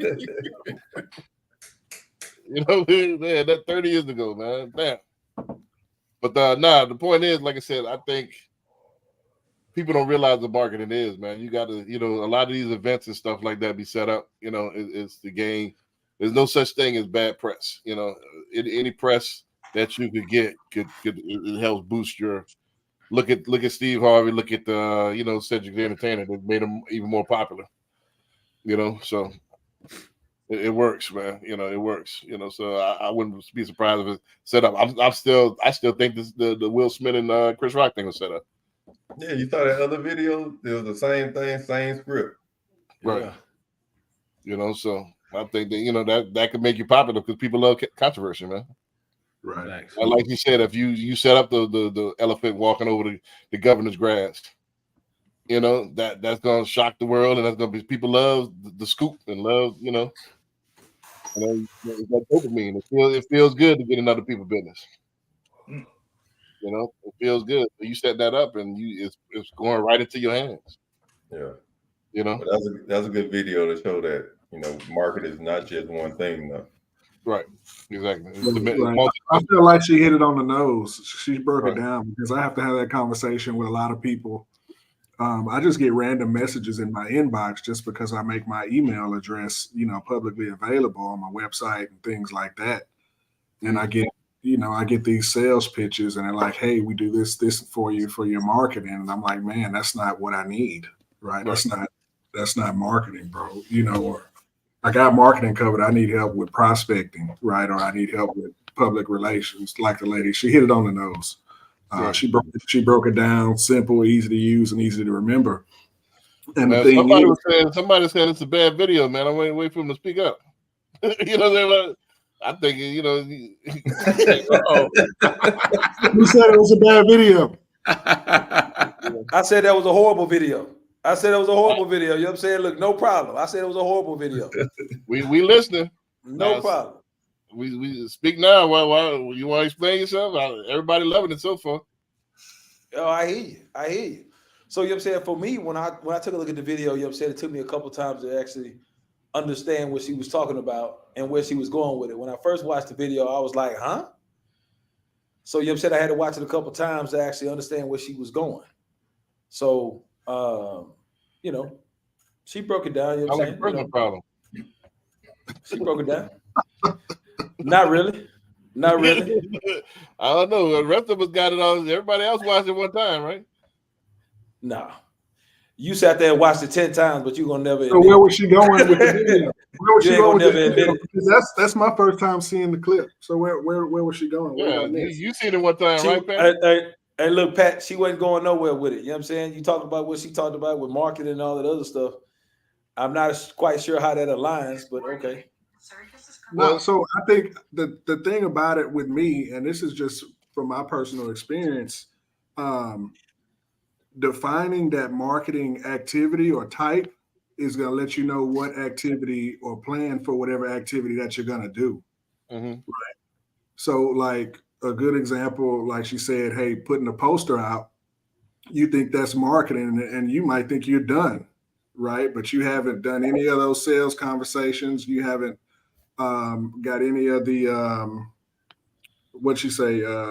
public relations. Nobody's wrote a story about you, or whatever your topic, all of that good stuff. And so you have to actually, in order to actually have a solid plan, right, you got to attack all those things that she's talking about. Then you have a marketing plan. And if you're not hitting on all of those, then you don't have a real plan because it's missing some things. It's missing some areas of focus.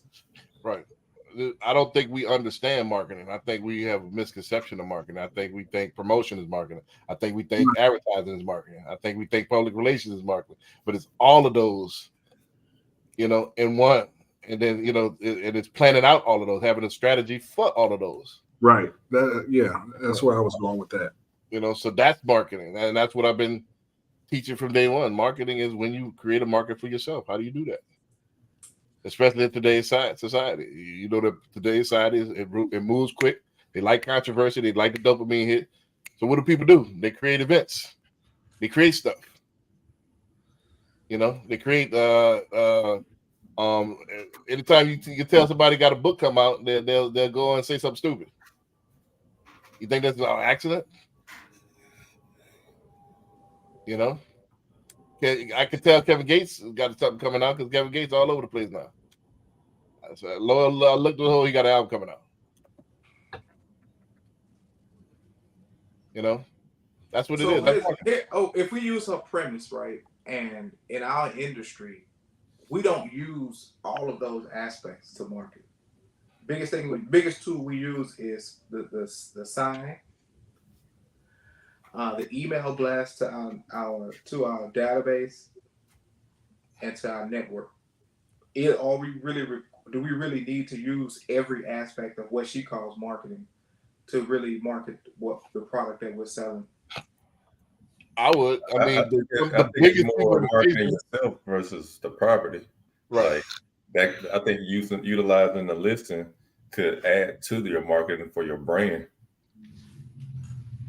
I think the biggest people you're leaving something on the table if you're not. We talked about Grant Cardone earlier. Grant Cardone is a marketer. He went and said that he's the best sales trainer on the planet. He went and said controversial stuff like the not being investment thing. He went and wrote books and had people cover him. He did all of it. He did the sales, he did the promotion, he did the advertising, he did all of it. He created events and he made his name hot. Now he got 7,000 something doors. Now he got his own real estate. That is marketing. Mattress Mac. We talked about Mattress Mac. We said the Mattress Mac earlier. Corey said that Mattress Mac. That's marketing. You know, he did a video that's advertising, but he did it controversial. Whereas like he's looking like a blood with all that red. He definitely Sue Whoopi on there. But he's talking in broken English and stuff like that. That's controversial. So just like he so-called got into it with somebody at the Astros game. Was that last season? Right. Yeah. And he always talking about the best on the game, like on the World Series and all that. Now you start to feel. But you're taking this broad perspective. If we're going to bring it back to us as realtors, no offense, Pat. To identify marketing yourself. So CJ said, well, marketing is your brand. Correct. The brand of Greenwood. So you put your signs out, you make your post, you create an event. What event are you creating? You're creating an event of an open house. You can do open house, you can do client appreciation, you can do community. Wait, hold up. So to touch every aspect of what she said without repeating it. Let me give you an example. CJ and people that American man he didn't get to finish. I already know where you're going. Let me give you an example because we got to wrap it up. For time's sake. Oh, now we worry about time. Yeah. Now we worry about time. Yeah, CJ worried about time. You know, CJ got the bedtime, man. I'm good. Oh, now it's my fault that you cut him off. Let me help you out because I know where you're going. You're asking the question. You want to learn pragmatically. What are we talking about? How does it relate to our business? I'll give you a pragmatic example. CJ, and I don't want to give too much of your business, but I use a spinoff of what you're doing. And I'll show you how the real life market right now. So CJ interviews small business owners. So I would have it all set up to where, I give you an example like the business owner in Dallas where they told the chicks to get down off the table and dance, and that was set up to get these restaurants that boost. So you can set up something like that. Hey, I was interviewing a client and a chick came in and did a disturbance, and we got all this on film. So get the local press to cover it. Promote it. It's gonna promote this particular this chicken spot or whatever, or this local business. And y'all promote together. That's a marketing event. And nowadays, so you create an event that's gonna spark controversy. So I gotta have a fight in my open house to have somebody record it. You've been the talk of the town. You've been the talk of the town. All right, man. Hey, man, these dudes fighting over this house, man. Look at this, man. Two chicks fighting, scuffling over this house. They said win or win, so we couldn't decide on who gave the best offer. So we did 3 rounds of boxing. I don't know. My events are positive, Hyman. So I do events where I teach you about Social Security, everything you need to know, Medicare, Roth conversions, tax plan and things like that. But you can create events like that as well. It doesn't have to be somebody get beat up in the lobby. If you want to go viral. Well, yeah, I'm not going viral just because we're not fighting, you know. Right. But you could go mild as that, or you could go extreme as what I'm talking about. And anything in between. But you got to create an event. But it should be a link in the chain. Is what B's trying to say, right? And if you're missing some of those blocks, then your marketing plan is flawed. They've been doing it to us for all of this stuff we think is real, that we've been like rats and getting cheese, setting the bait. We've been taking the bait every time, sitting there talking about this stuff. All right, so okay, hear me out. I'm gonna put myself on blast. So I do an open house. Tell me if I'm marketing, or am I, based on what she said, have a marketing plan, or I'm just doing one of the 5 things she said. Right. I send an email blast to my database. I door knock the neighborhood. Put the open house signs out. Advertise on social media. And I go to the school. I take stuff to the schools in the area. Did I market, or what did I do? You do advertise and promote it. Advertise and promotion. Right. You didn't get any public relations. You're not selling it. Right. And you didn't get, the neighborhood newspaper to put it in there, or I told you I went to the elementary school. Yeah, the elementary is not pressed though. Kids ain't buying no houses. Yeah, kids ain't buying no houses. Now if you get the school newspaper, I guess I left myself wide open for that one. Yeah.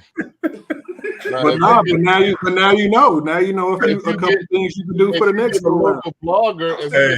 Hey, Hyman, now teachers can't afford houses. A lot of teachers can't afford houses no more, so you might want to rethink that. If you get the local press, to cover you, or a blogger to cover you, then that'll be public relations. Right. Yeah, get the news to follow you to the school. Exactly. Do you need public relations in our business to do that?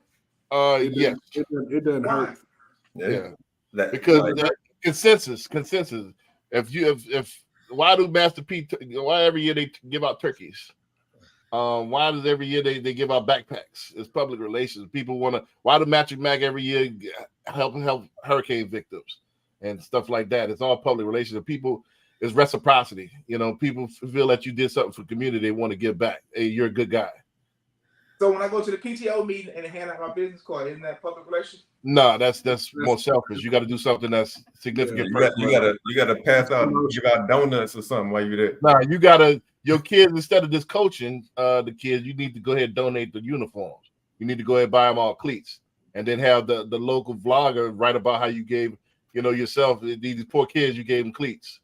Yeah, and you've been volunteering your time and all that good stuff. And you've been volunteering your time. That's marketing. That's public relations. That's public relations as far as part of component of marketing. Let's identify what each one is. That's public relations. So I asked, do you need to have public relations in the business? Right. Yeah, two. It's a part of the plan. It's a part of the program. If you're building your brand and you want to get more eyes on you. Right. Right. Yeah, one of my biggest posts from that I can remember recently was when I had Poncho Claus come and pick up the toys for the kids at the office. Right. People like that type of stuff, period. I mean, you're not gonna get around that. People like that type of stuff. It's heartwarming. It's, people want to do people that they feel is good people. It helps ease their mind as well. Am I getting? Everybody has that when you're doing business with somebody. Everybody has that. Hey, am I making the right choice? And it helps edge them to your side. Yeah, I'm making the right choice because everybody else dealing with him, even the press covered him, so he's a good guy. Even if it might not be so, but the perception, public perception, like Magic Mac, everybody believes Magic Mac is the same. Yeah, well, my dad said he used to sell dope in the 80s. Again, allegedly, I would say he means allegedly. Yeah, allegedly. Allegedly, in the 70s and 80s, he was the big. He means allegedly. He was kingpin back in the day. I don't know. That's just that's what he Yeah, said. allegedly. Yeah, you know. Yeah, but, you know. No, hey, I already told y'all my mom loves Mattress Mac, so Right. you know, I'm with Team Mattress Mac. Right. Hey, look, right. at least he was smart enough to make his hustle legal after a certain period of time. If Right. if allegedly that's what he did. Allegedly, yeah, you got to write. Yeah, You know, if defamation is allegedly defamation. that's what he did. Yeah, yeah. So dope, man. Nah, He made it legal. yeah. He had fun somewhere. I mean, like I said, defamation is a real thing. The thoughts and views of the panel does not reflect everybody on the panel. Oh wow. You know, so allegedly. I mean, I don't know anything about that. I don't know about it either. That's just Yeah, what you know what I'm saying? I I don't know heard. anything. But yeah, you got to have the components, man. That opens your eyes up to. It really opens the eyes up to people that really thought. I'm gonna say this, and then we can go ahead and wrap it up. It opens your eyes up to people that really thought it was really a shallow thing, because people promote. I see people every day. I'm a realtor. I'm a realtor. I'm a realtor. I'm a realtor. I'm a loan officer. I'm a realtor. I'm a loaner. What is that? That's not. You wasting your time. That's not marketing. That's a piss poor part. That's a piss poor promotion at best. And who you promote to? Your three people that you know, your aunt, your uncle, and your cousin that don't like you. That's who like you looking at the post. You know what I'm saying? So that ain't promotion. So y'all got to come with a better game plan than that, man. Get creative. Get creative, man. You know, they've been doing it to us for a minute. You know what I'm saying? Fake news. You know, You got to go out there and create controversy and bring people back, bring the traffic. if you want to go viral, a lot of them pranks and them gold digger pranks, all that be fake. They're millionaires now, right? Oh yeah, they do that all the time. Video on the girls because they got the what was that? Corvettes and all that, and they turn around. Yeah, Just don't know they didn't pay them $500 to do this. You know, hey, pretend like you're walking in and act like shut me down, and then I'll see my car and then go ahead get my car. I'll pay you $500. Then they may turn around and make $5,000 off the video. So that's smart. You know, then they Photoshop. I noticed that too. They Photoshop the backside, make it look like they finding what they is. And so you go click on the video, you know, like damn, this is she. Damn, I thought she was fine. So, Is that what you tell yourself, B? I mean, yeah. I got stuck into a couple of them. Like, man, hold up, man. That made me watch the video to see it kept on the side. He'll get ready to take it to Morton's. You know what on Steakhouse. Nah, I mean, like I said, that's what you clicking for. It's a dopamine rush. No, let's not pretend like people. It's the TikTok brain is a real thing. You clicking on social media because you want gratification. You know, it is what it is. You got to have a hook, dopamine. So a lot of what we selling is not sexy. Nobody can, you know, that's the whole point of what we do. And me and Patrick talked about this on camera. It's not a sex. Finance is not sexy. Real estate is not sexy unless you're looking for a house, you know. And then it's people look for the house and then that's it. A lot of time they one and done.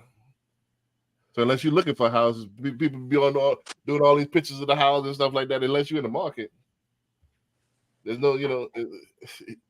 You gotta have something a little bit more. Hey, you got to go through with your piece and chain on, 2 buttons open, Yeah. 2, 3 buttons open, have the chest meat out.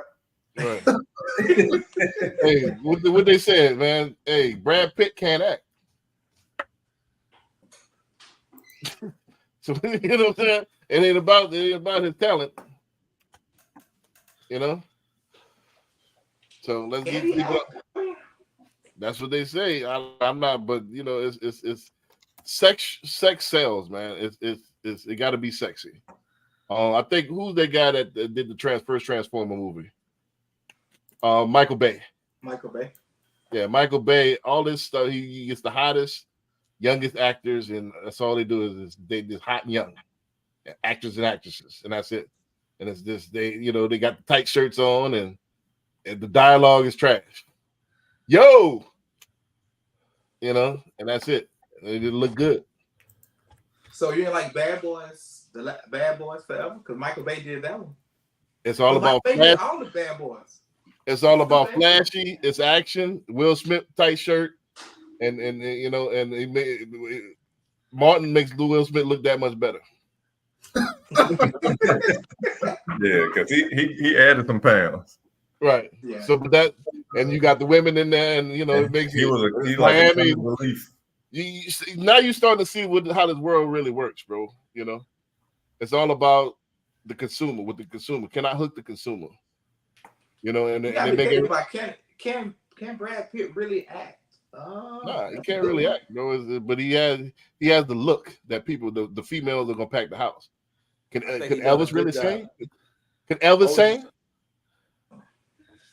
I don't know. Can Elvis sing? Before my time. You know, so I mean, let's talk. Can Milli Vanilli sing? They can lip sync like a mother. I thought they were singing back in the day till they told me they would. Right, but they had the look, and there was some old people that were saying, "Girl, you know it's true." And some old dudes singing. Ooh, That's just like who was the girl? Was it Christina Aguilera or somebody? And she was trying to sing, but her mic wasn't on. Right. And then the music cut off or something by accident, and they heard her real voice. Right. A lot of them singers, man, they can't really sing, man. They have the look. I think it was her. That's why they call them recording artists. They call them recording artists. They don't call them singers Studio anymore. singers. Yeah, they're called recording artists. Ooh, man. You know what I mean? So who can act now? They got me thinking, man. Man, they ain't no good actors. Since they say Lawrence Fishburne, Charles Dutton, and Denzel Washington, the only ones that really could act. No way. What about way more? What's that going? I'm just going by what they say. That's not mine. Who is they? Like you should tell me who is they? That's the popular. Hey, Harry, what you calling them?